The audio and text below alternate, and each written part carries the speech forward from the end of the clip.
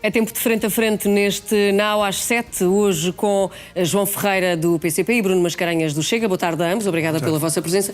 Bruno Mascarenhas, começa já por si, uma reação a este chumbo do Tribunal Constitucional. Bem, antes de mais, boa tarde, Patrícia e João. Quero dar-vos nota de que, de alguma forma, o Tribunal Constitucional não reflete aquilo que é hoje a maioria sociológica que o país tem. Ou seja, nós temos uma Assembleia da República que reflete os resultados eleitorais e que, de alguma forma, quer uma alteração do paradigma, quer uma alteração da lei, ou quis uma alteração da lei de 2018. Mas isto também não foi inscrito no programa eleitoral. Não foi inscrito no programa eleitoral, mas é algo... Não há uma ligação direta entre aquilo que os portugueses querem e aquilo que foi decidido. Olha, eu, por acaso, deixe-me dizer-lhe que o eleitorado e aquilo que foi a campanha eleitoral e a forma como... Porque uma coisa é o programa, outra coisa é aquilo que se discute no dia-a-dia e aquilo que é a realidade hoje em dia da sociedade portuguesa. Mas vai concordar comigo que são duas coisas completamente diferentes. Não, são coisas diferentes, mas a realidade é que os portugueses estão muitíssimo preocupados com a forma como é atribuída a nacionalidade. Estão muito preocupados com a forma como nós temos esta imigração e, portanto, e como é que de uma forma ou de outra nós acabamos por traduzir pessoas que muitas vezes entraram ilegalmente no país, depois obtiveram a possibilidade de residir e depois, passado um tempo, tentam obter a nacionalidade. E, para além disto, há todo um conjunto de outras pessoas e, portanto, de fraude, e nós temos aqui, desde logo, a mim parece-me que é completamente absurdo e que acho que é um erro aquilo que está em causa, por exemplo, a nulidade do processo de nacionalidade ter sido obtido de forma fraudulenta. E quer dizer, como é que nós vamos dar e manter, portanto, como é que o Tribunal Constitucional mantém esta decisão de não eliminar esta possibilidade? Quem diz isto, diz também para quem comete crimes, que é uma coisa que o Chega tem debatido inúmeras vezes. Portanto, seja, não esperava isto não são coisas novas, Patrícia, para a nossa comunidade, para os nossos nacionais. Isto são factos que nós acompanhamos já há anos e que realmente nos preocupam muitíssimo. Portanto, e outra coisa que me parece óbvia, a questão da obrigação à adesão de valores portugueses. Então, há quem diga que não tem importância nenhuma a nossa história, a nossa língua, a nossa cultura, mas nós entendemos, e portanto, e esta maioria sociológica que de alguma forma propôs esta lei, entende que, com certeza, que as pessoas devem, quando pedem a nacionalidade, aderir aos valores nacionais, aderir àquilo que são os nossos propósitos. Portanto, no seu entender e no entender do Chega, este documento, devia ter sido aprovado na totalidade? Naturalmente, o que nós entendemos é que está na altura também daquilo do Tribunal Constitucional refletir aquilo que é também a maioria sociológica. Portanto, neste momento já temos um conjunto de pessoas que já não representam aquilo que é a vontade, porque o Tribunal Constitucional é um órgão político e, portanto, não reflete aquilo que é a vontade da população portuguesa. Boa noite. Não é surpresa esta decisão do Tribunal Constitucional. Ela era antecipável. Se alguma coisa surpreende nisto tudo, é a circunstância de que quem fez esta lei não ter antecipado que havia aqui óbvias inconstitucionalidades. E eu faço notar que essas inconstitucionalidades foram apontadas por unanimidade, em praticamente todas as normas. Em 3 normas, sim. Salvo numa. E mesmo nessa, que não foi por unanimidade, só um juiz estou vencido. O Tribunal Constitucional tem juízes diversos. Também certamente com convicções e opiniões diversas. E, portanto, é de sublinhar a circunstância desta decisão ter sido tomada por unanimidade. Por unanimidade. Isto era antecipável. Agora, era evidente. Uma pessoa que comete um crime é condenada por esse crime. E se for condenada por esse crime pelos tribunais, tem uma pena a cumprir. O que não pode é, em nome do princípio da igualdade, nós atribuirmos condenações diferentes a pessoas que cometem o mesmo crime. É uma sanção em situações idênticas. Estamos a falar de sanções acessórias. Era evidente que havia aqui um tratamento que punha em causa o princípio da igualdade, como outros princípios que foram enunciados pelos juízes do Tribunal Constitucional, pelo seu Presidente, e que também acabam por estar aqui em causa. O princípio da proporcionalidade, o princípio da igualdade, a indeterminação de algumas das normas para que foram aprovadas. Atribuída à nacionalidade de forma fraudulenta, acha que é a mesma coisa? Nós não estamos a falar da mesma coisa. Nós temos que... Uma pessoa que compra um passaporte vale a mesma coisa do que alguém que realmente nasceu, tem pais e avós no nosso país? Agora sou eu a falar. Nós estamos aqui perante uma situação que, para compreendermos o que está em causa, neste caso em concreto, e atenção que nós estamos a falar da lei da nacionalidade, nós estamos a falar da lei de estrangeiros, as coisas estão relacionadas, mas são coisas diferentes. Na intervenção anterior do Bruno Mascarenhas misturou-se tudo, os estrangeiros, a imigração com a nacionalidade, as coisas não estão dissociadas, mas são coisas diferentes e nós estamos a falar... Agora sou eu a falar. Estamos a falar da lei da nacionalidade. Agora, eu quero ir ao ponto que é o seguinte, para mim, até o que mais interessa nisto tudo. Nós estamos num momento da vida nacional. Nós tivemos há poucos dias uma greve geral. Essa greve geral foi um momento extraordinário da vida do país, eu diria até de tal forma extraordinário que nós teremos daqui para a frente um antes e o depois da greve geral. Entre as várias coisas que nós vimos na greve geral, coisas notáveis, uma delas foi que nós vimos trabalhadores do público e do privado, lado a lado. Trabalhadores jovens e trabalhadores mais velhos, até reformados, lado a lado. Trabalhadores nacionais e trabalhadores com outras origens nacionais, imigrantes, lado a lado, a lutar por um mesmo objetivo. E isto é importante porquê? Porque nós hoje assistimos a N tentativas de semear a divisão. Trabalhadores do público contra os do privado, trabalhadores novos contra os mais velhos, trabalhadores nacionais contra os trabalhadores imigrantes. E quem faz isto, quem procura semear esta divisão, quer no fim atacar a todos. Atacar os do público, atacar os do privado, atacar os jovens, atacar os mais velhos, quem é que é essa atacar entidade? os nacionais, quem é que é essa entidade? Quem é que faz isto? Faz o Governo, o Chega e a Iniciativa Liberal.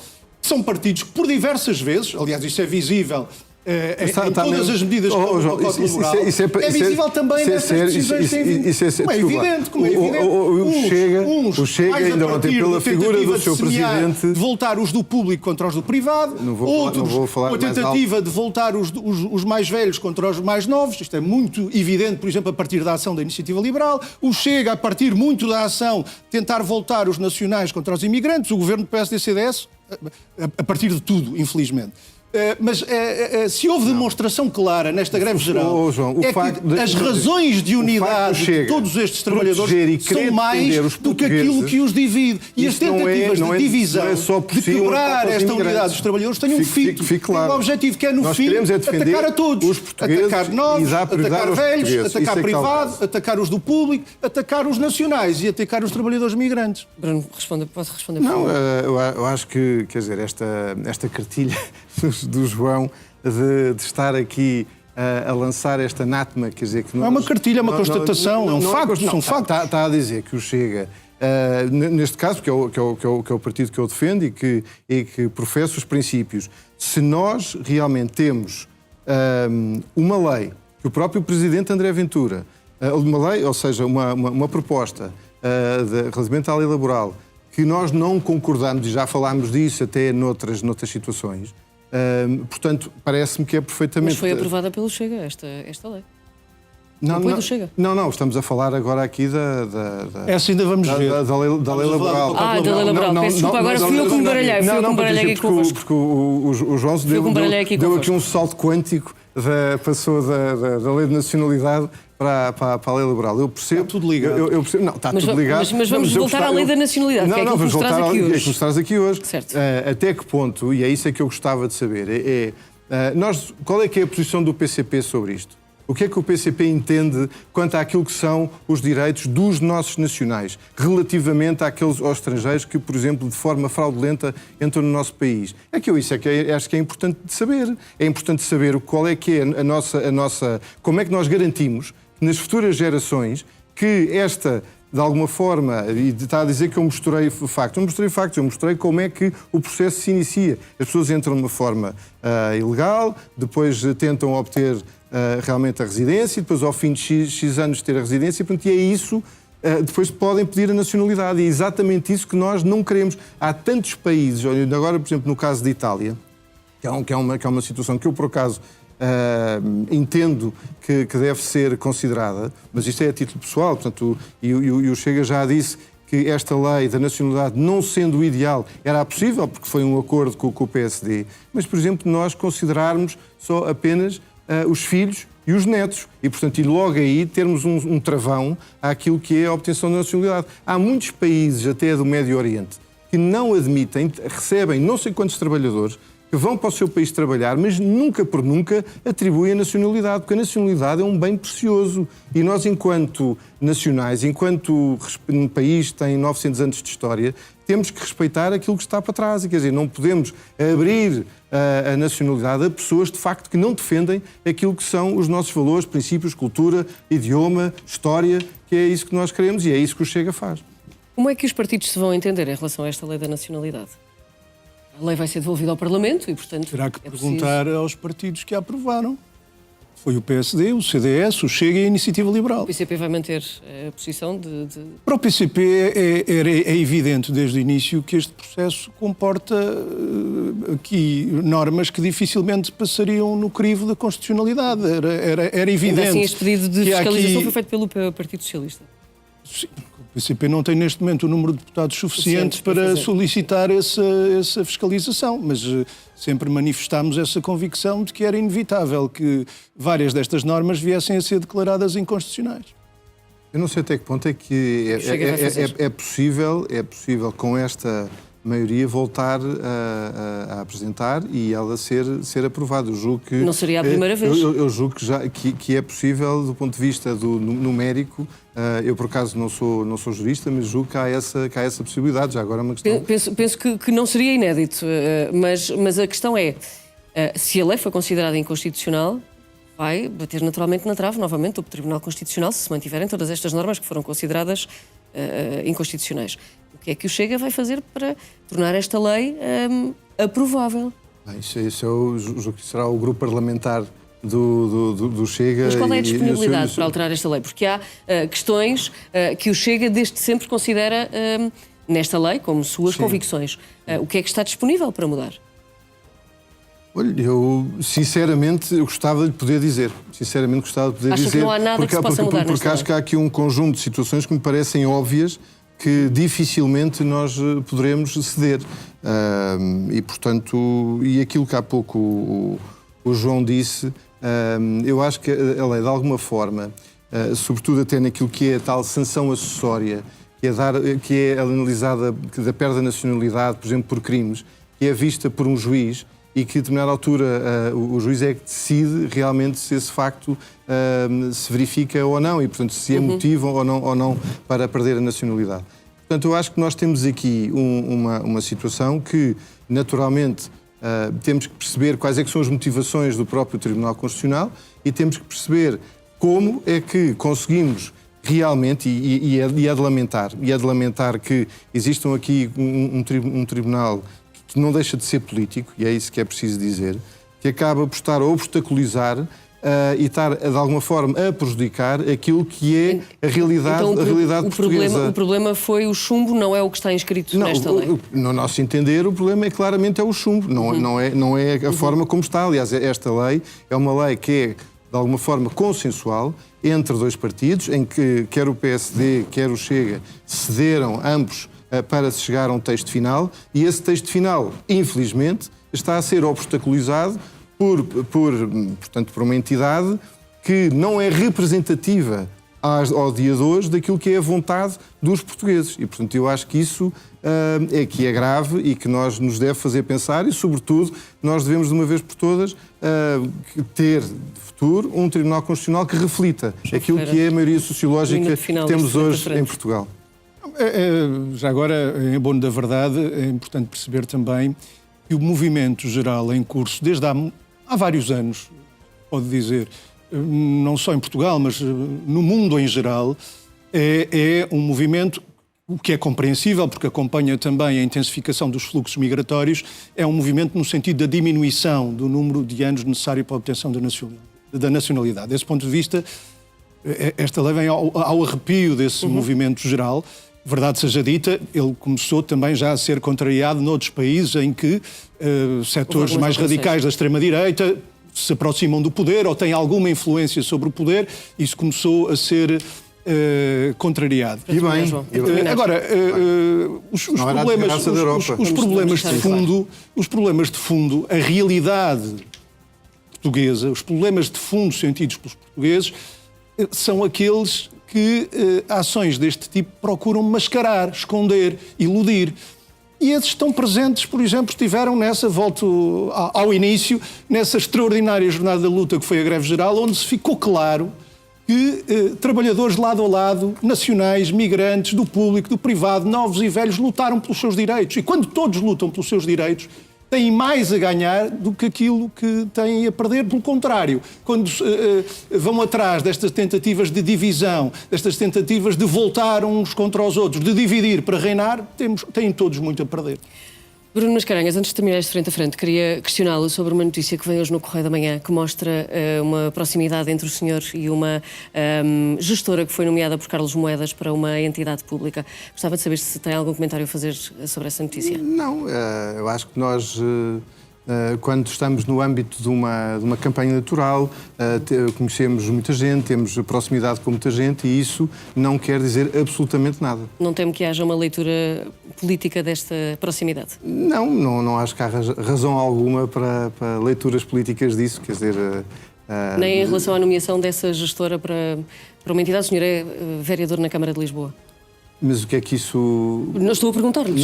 Não, é que eu não consigo fazer a correlação, é só por isso. Por exemplo, o Chega votou esta lei da nacionalidade ao lado do PSD. Sim. A Câmara de Lisboa é liderada pelo PSD. Sim, Pode haver uma proximidade política que implica aqui esta preferência política também. Daí a minha questão da leitura política. Nós vamos ter uma discussão do orçamento na quarta-feira.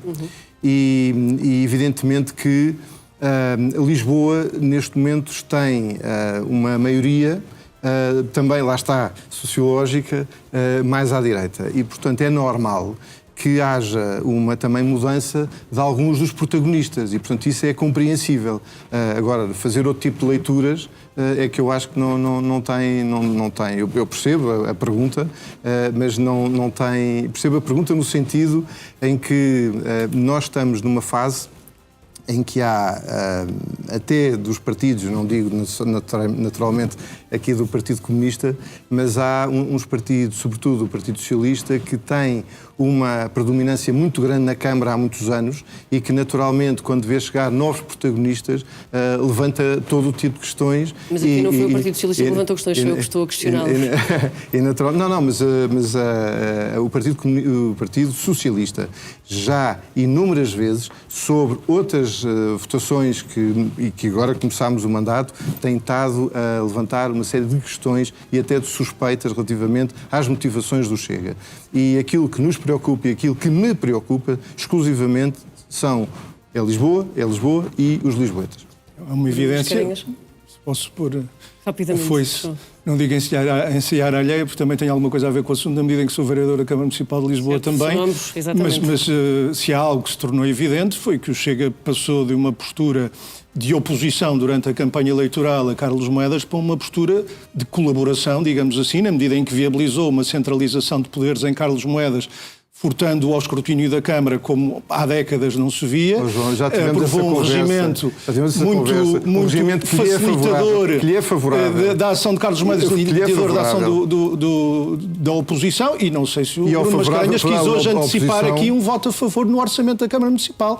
Vai ser discutido na próxima quarta-feira, mas provavelmente aquilo que o Bruno Mascarenhas hoje aqui disse foi antecipar já um voto a favor desse orçamento. Não sei se é isso que quer anunciar hoje aqui ou não. Um imposto tão importante como é a derrama para as empresas, o PCP manteve e toda a esquerda manteve o valor de 1,5% e o Chega foi o único... Resultou de uma proposta do PCP que diminuiu significativamente a derrama há uns anos face àquilo que existia. E o Chega foi o único... Não, está no valor do escalão máximo neste momento. Diminuiu significativamente face ao que existia há uns anos, exatamente para favorecer as micro, pequenas e médias empresas, o tecido empresarial da cidade. Mas como se vocês mantêm cá em cima... Mas há uma coisa em que não embarcamos, que foi na devolução de 90 milhões de euros.